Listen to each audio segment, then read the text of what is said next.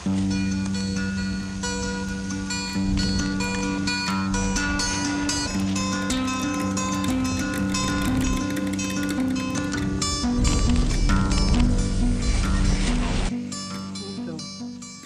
a Carinha é uma pessoa que tá muito incomodada agora. Vamos lá.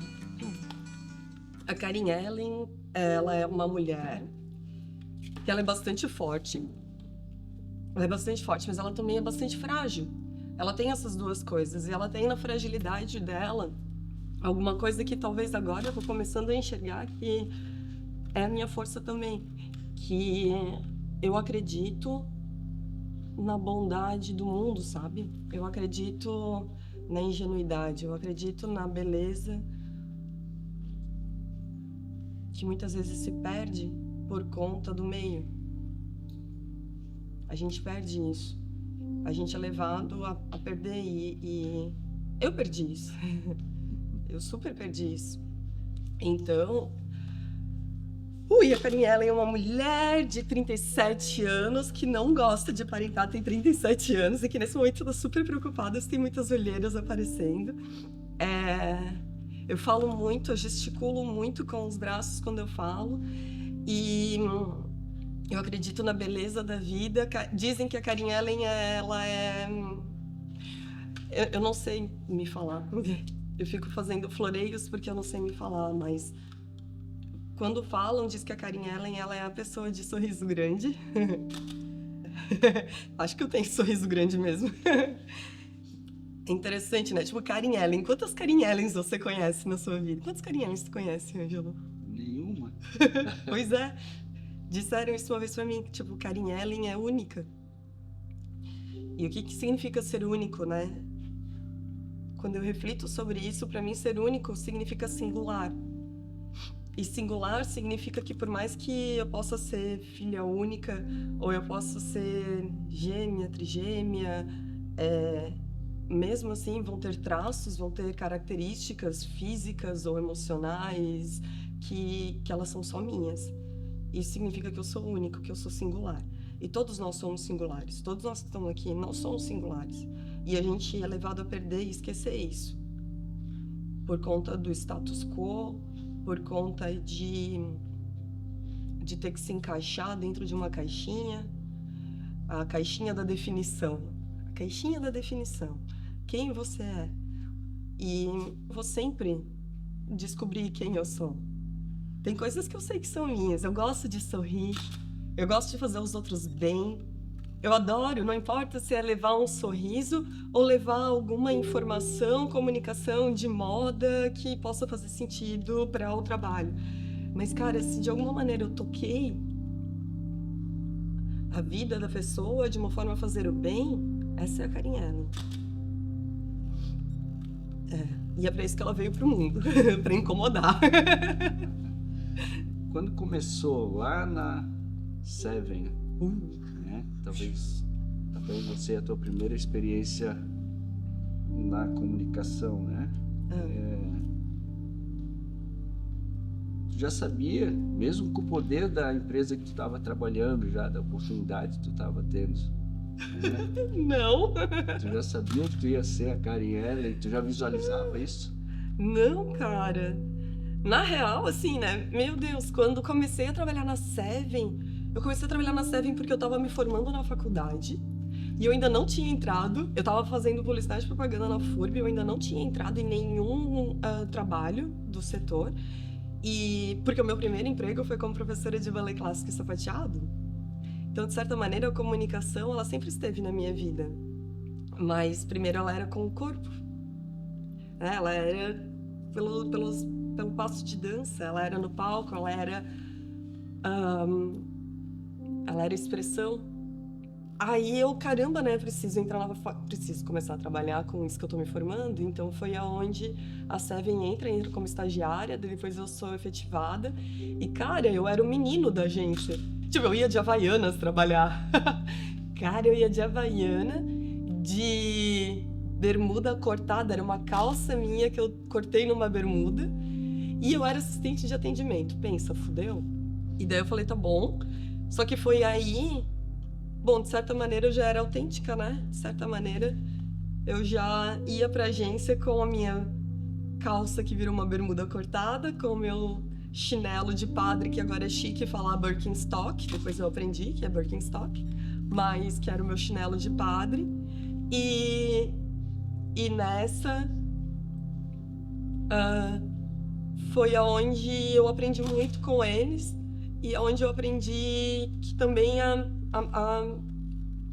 aqui tinha alguma coisa ali de diferente, mas eu acho que eu ainda não sabia me definir, não. Acho que nem hoje eu não sei me definir. E aí, dali, eu fui para o Fruto da Imaginação. Pra Fruto. A Fruto, porque na Seven que eu tive a primeira experiência com a Lunender e com a Les Alés. E aí, ali, eu pensei, cara, eu gosto desse bichinho da moda aí. E aí, dali, cara, teve a oportunidade de eu ir pra Fruto. Na Fruto foi... Olha, ali eu aprendi a amadurecer na marra. Se com o Fábio eu já tinha aprendido, imagina na Fruto, cara. Meu Deus do céu, não posso falar gente doida, né? Mas gente doida. Cara... mas na época, assim, foi assim, eu entrei como secretária da dona. Aquilo que tu projeta, ela é uma construção que não, na verdade, é quem você realmente é na tua essência. Tu tá projetando alguma construção ou que tu quer aparentar, ou que tu quer que os outros vejam de ti, que não é a realidade. E aí, foi isso que aconteceu. E aí, a Ana Karina sai, e no que a Ana Karina sai, a dona olha pra mim e diz assim, Karen, olha, a Ana Karina tá saindo, eu tenho a vaga de marketing, tu tá pronta? Claro que sim. Mentira. Não tá morrendo de medo. Mas eu assumi. Então a Fruta, ela foi essa experiência onde eu realmente, na marra, aprendi a fazer marketing, aprendi a fazer campanha. Aí a gente lança uma nova marca, que é a Nina Lee, e vai pra França, vai pra Paris fazer a minha primeira campanha fora, que foi em Paris, que eu tive que fazer tudo, e daí Cativa. Chegou na Cativa. E aí a Cativa, chega a Cativa, nada cativante. A Cativa foi mais... Ai, cara, a Cativa foi mais uma dessas experiências de puta aprendizado, assim. Na Cativa, como eu quero crescer como profissional. E aí foi onde eu fui tendo mais bagagem, mas ao mesmo tempo que vinha essa bagagem, também vinha volume. Cada vez mais volume nas costas, aquela responsabilidade que a Karen consegue, Karen dá conta, a Karen faz e tal. E aí essa foi a Cativa, foram alguns anos na Cativa, mas a Cativa ela também trouxe muitas experiências lindas, como vocês. E essa dedicação já sempre foi assim, a dedicação ao trabalho? Sempre. Eu não admitia, sabia? Mas sempre foi trabalho em primeiro lugar. A ideia é essa reflexão, pra gente chegar onde chegou, porque a nossa história, a gente não faz ela, não começou ontem, não começou na Texnel isso. Esse perfil de trabalho da Karen. Eu sei que se a gente olha pra minha construção como pessoa, e muitos anos de terapia, mas sim, eu sempre tive mãe solteira, né? Então eu nunca tive uma força masculina, nunca tive pai. Então nesses 37 anos da minha vida, quase, né? Nos 35 anos da minha vida, sempre foi a minha única figura, foi a minha mãe. Ela era a minha figura, né? De força feminina, masculina, paterna, materna, era a minha mãe. E aí, cara, Dona Elizabeth, a mãe sempre exigiu muito de mim, porque ela dizia uma coisa assim, tipo, eu não quero que você tenha a vida que eu tive. Eu quero que a tua vida ela seja um pouco mais fácil e melhor do que a que eu consegui ter pra mim. E isso foi algo que a Dona Elizabeth sempre falou pra mim, sempre.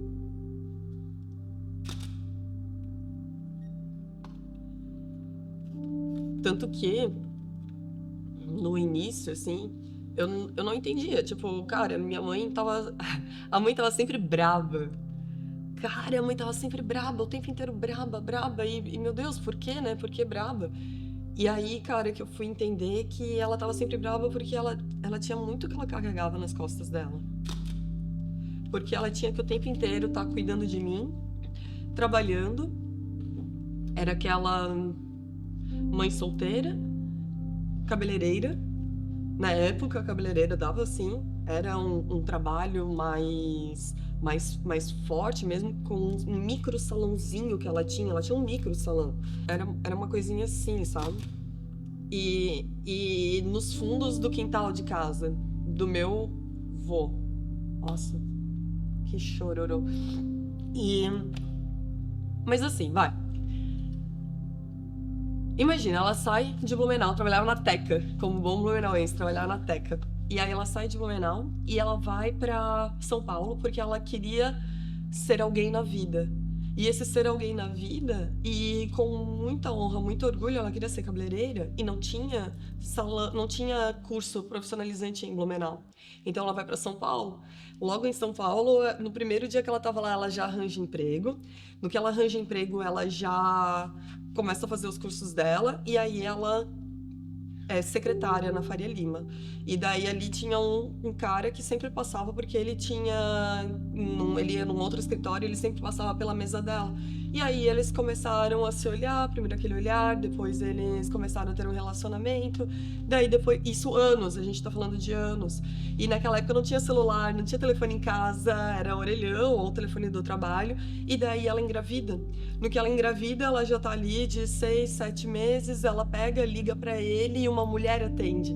Quando essa mulher atende, ela, não, meu marido não tá em casa. Como assim, marido? E aí minha mãe descobre que o meu pai, então, ele tinha uma outra família completa. Então ele tinha uma casa numa outra cidade um pouco mais afastada de São Paulo, capital. Ele tinha uma família, esposa, filho, filha, que já eram formados na faculdade, que estudaram na melhor faculdade de São Paulo, que ele tinha tudo e aí ele tava tendo uma segunda vida com a minha mãe. E daí nessa minha mãe fala, decide. E aí ele decidiu.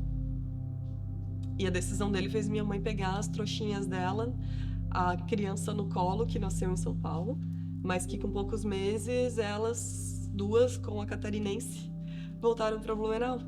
E aí ela chega em Blumenau, na casa dos pais dela, onde ela mora até hoje, e com a criança no colo, sem pai, para começar de novo a vida dela. Imagina isso naquela época, para uma família blumenauense, alemã. A minha oma não dava a mínima pra minha mãe. O meu opa sim, mas ele era aquele alemão que, né, não era tanta emoção assim, não era tão acalorado. E aí, cara, ela faz o corre dela e aí ela jura que ela iria me dar todo o sustento que eu precisasse ter, sem precisar de homem algum. Então, toda a minha vida, minha mãe nunca... Eu não tive um padrasto. Foi sempre eu e minha mãe. E ela, então, não mostrava carinho. Pra fechar a história, por conta disso tudo, é importante saber, ela não era mãe que tipo, cara, ó, sabe? Ou, ai, hoje tu tá doentinha, né? Não precisa estudar hoje. Então, acho que essa força de você não é buscar a perfeição, eu acho que não era isso também. Não era buscar a perfeição, porque ela não era de me elogiar pra mim. Pros outros, sim, Deus no céu querem ela e na terra. Mas acho que era essa força de, tipo, não dependa de ninguém. Porque eu acho que a vida mostrou pra ela que quando ela tirou a armadura dela pra ela poder dar as mãos pra alguém, construir uma vida em conjunto, olha o que a vida fez, né? A Karen só não foi pra São Paulo, teve um filho que recebeu um não, mas ela tem que provar que ela consegue. Que esse esforço todo, que nós vamos chegar depois no físico, talvez ele veio lá de trás, não? Ah, sim. Eu acho que sim, eu acho que a gente carrega sempre uma bagagem, Ângela. Nós não somos construídos daquilo que é efêmero, ou daquilo que acontece agora, e aí isso é quem nos molda, ou o que nos molda para uma vida toda. Não é. nós temos uma bagagem. Essa bagagem ela é constituída por histórias, por sensações, por tristezas, por alegrias, emoções diversas, dores, inclusive coisas traumáticas. Mas essa bagagem, ela nos move de alguma maneira, né? E eu acredito que existe uma coisa em nós que se chama, ou pelo menos que eu chamo de aura. Mas não é a aura que, eu tô te vendo e eu consigo saber se você está com uma luz branca partindo de ti. Pra mim não é isso. A aura, ela é uma coisa muito mais... ela é tão nobre e tão ela é raro, sabe? É como uma... Cara, como materializar isso, né? É aquilo que te faz único. E o que te faz único, ele é um composto de coisas. É uma miscelânea.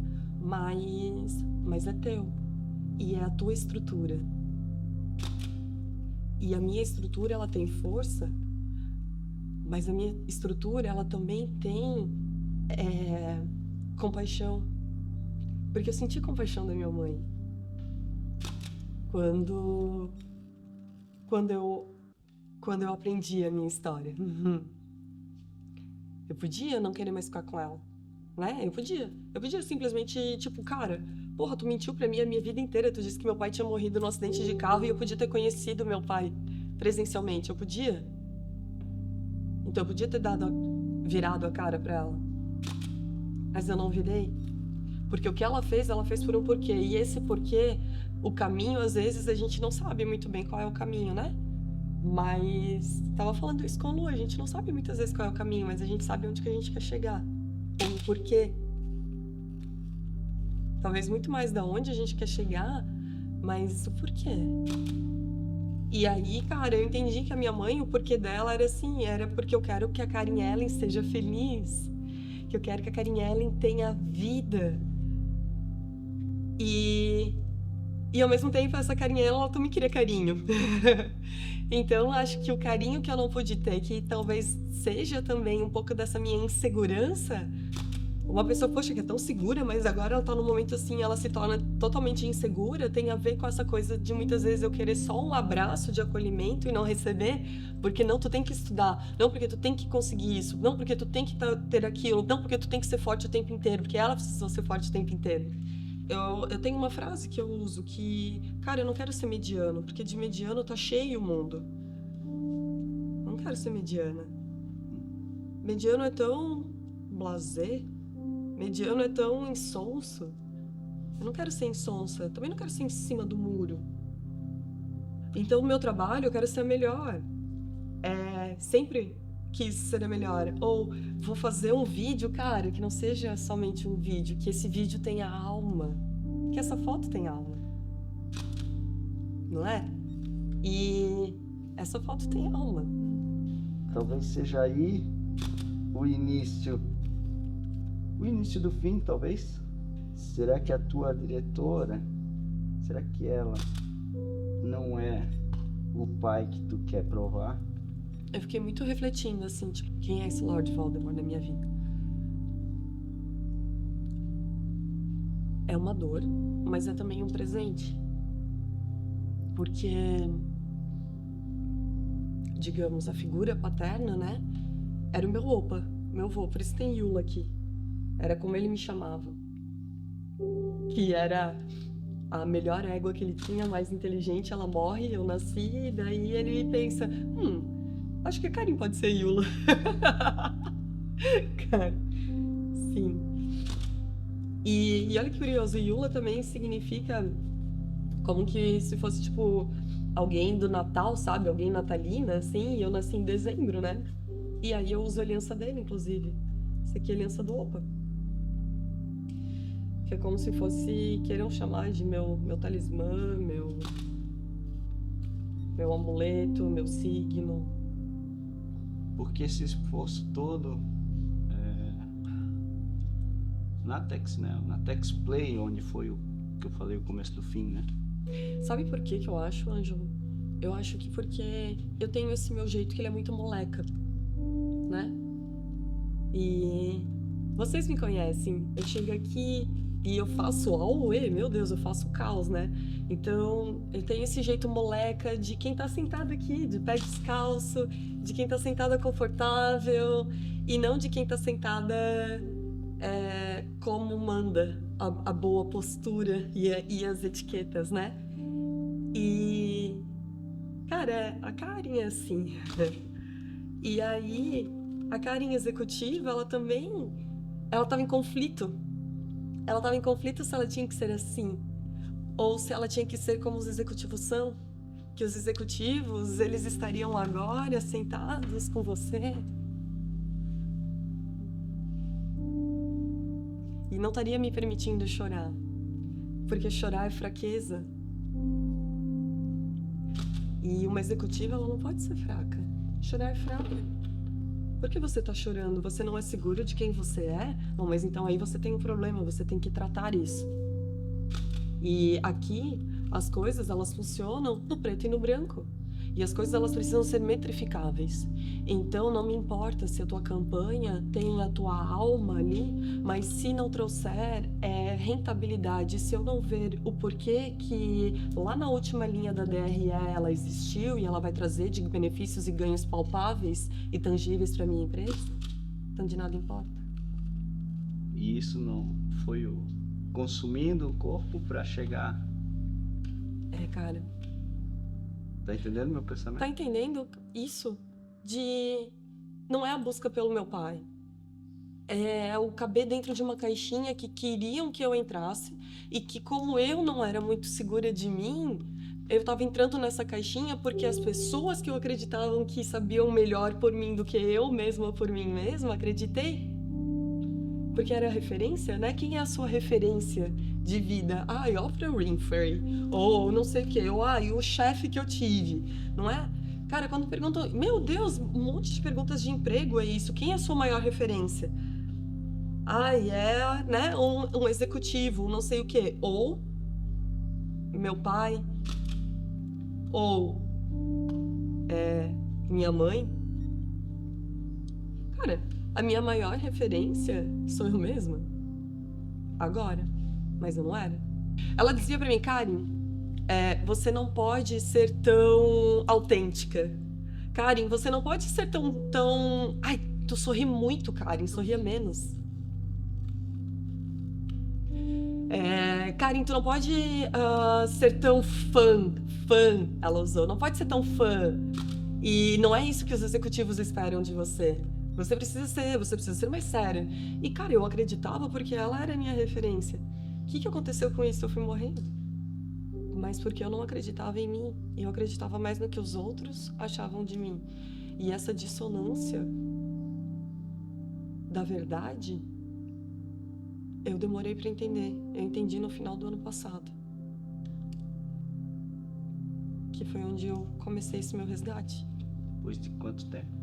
Foi um ano e foi um ano muito, muito ruim. Foi um ano em que eu não mudei. Mas as pessoas começaram a ter uma construção de mim diferente. Ou melhor, elas quiseram ter a verdade que era delas, a que melhor cabia para elas. E essa verdade coletiva, que muitas vezes ela não é a verdade pela verdade, mas ela é daquilo que você deseja que seja verdade, ou que você verbaliza, e aí o teu poder de influência faz com que os outros também escolham essa verdade ao invés daquela que é o núcleo, o âmago, o real mesmo. Ela pode fazer muitas coisas, pro bem ou pro mal. Ela me fez mal. Porque as pessoas passaram a criar uma utopia, uma distopia a respeito de mim que não era a verdade. Mas ninguém chegou pra mim e perguntou assim, Karen, tá tudo bem? Karen, tô te sentindo um pouco diferente. Vamos conversar? Isso foi começando a criar machucados internos. Isso foi começando a me fazer questionar. Eu passei a ser questionadora. E a Karen não era questionadora, lembra? A Karen queria aprovação, a Karen queria trazer alegria para as pessoas o tempo inteiro. E aí eu comecei a me questionar e questionar o que as pessoas estavam fazendo pra mim, porque assim, eu me privei de ter vida. O Leandro, ele fica brabo quando eu falo sobre isso, mas eu falo que ano passado, 2024, eu não tive vida. Eu não vivi. Eu só sobrevivi. E agora não. E assim, quem você bota em primeiro lugar? Né? Família, trabalho, amigos. Cara, eu coloco em primeiro lugar eu mesma. Mas depois de criar essa marca que tá aí. Depois de criar o meu coágulo. Então eu precisei coagular pra voltar pra mim. Olha que loucura é isso. O corpo dá sinais, né? Dizem que o corpo sempre dá sinais, ele sempre vai falar contigo. E podem ser sinais mais sutis, pode ser sinais mais intensos.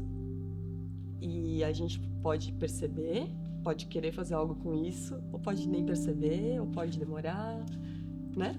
Será que pedalar o tempo inteiro tudo e ficar brabo pra querer terminar logo o trabalho, pra poder ir pedalar, pra poder ter esse momento que achava que era de saúde, de esporte, era isso ou era uma fuga? Sabe o que é louco? Eu tava vendo tudo em câmera lenta, né? Isso, assim, né? Falando... Quando eu cheguei no hospital, eu tava tudo vendo em câmera lenta, mas as coisas estavam acontecendo em, tipo... Assim. E eu tomei 9 anticoagulantes. Direto aqui, ó. E esse braço não podia ter nada. Porque ele era intocável. Olha isso. Ele era intocável. Doideira, né? Ele tava morto. Ele tava morto. Por quê? Cara, tinham 2 cores diferentes nele. Tipo, agora ele tá com a cor saudável, né? Mas ele tava todo branco, assim, um branco arroxeado. Já sou branquinha, mas ele tava tipo um branco arroxeado, assim. E inchado. Era tipo 7 centímetros de diferença desse. Hoje a gente tem 2. Estamos lá, estamos no caminho. E cara, sabe o que foi louco? Esse anel aqui, ó. Esse anel...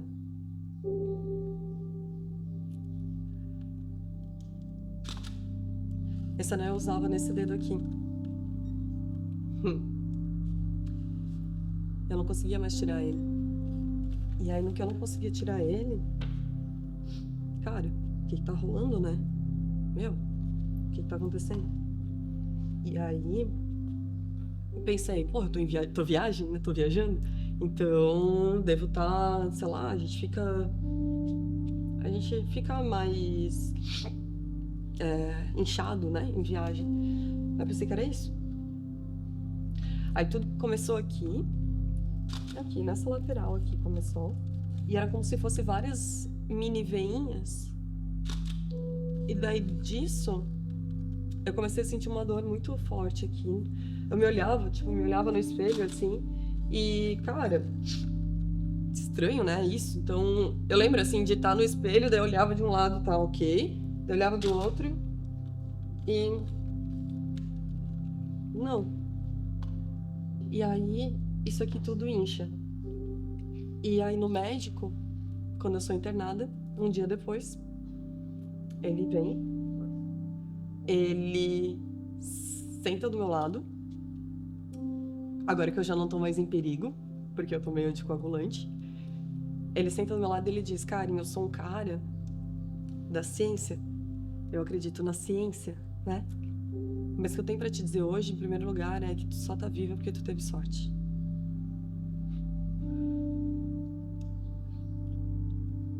Isso dói.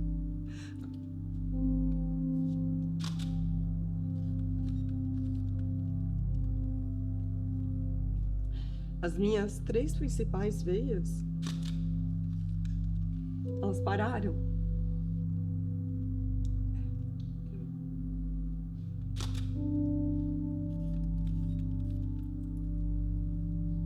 Cara. E assim, o que pega é que eles ainda existem aqui. Então eu ainda tô em tratamento. Mas agora, eu gosto deles. Na verdade, ele veio pra me transformar. Ele veio pra me lembrar de quem eu realmente sou. Eu precisei quase morrer pra voltar a viver. Basicamente é isso, tipo, a Karen morreu pra Karen Ellen viver. Mas, tipo, cara, aqui no estúdio era a Karen Ellen que enchia o saco do Ângelo pela foto perfeita. E que a foto perfeita, às vezes, ela nem era foto mostrando o produto. A gente foi atrás do Iolo e a gente fez aquele negócio da... Meu Deus, como é que era? No parque. E a gente fez esse parque ser fenomenal. Lembra da escada? Aquela escada toda cimentada e a gente botou vida ali. Mas na real a escada gera vida porque a gente conseguiu enxergar ali. Porque quem olha aquele parque vê que aquele parque tem design, que tem arquitetura, que tem não sei o quê.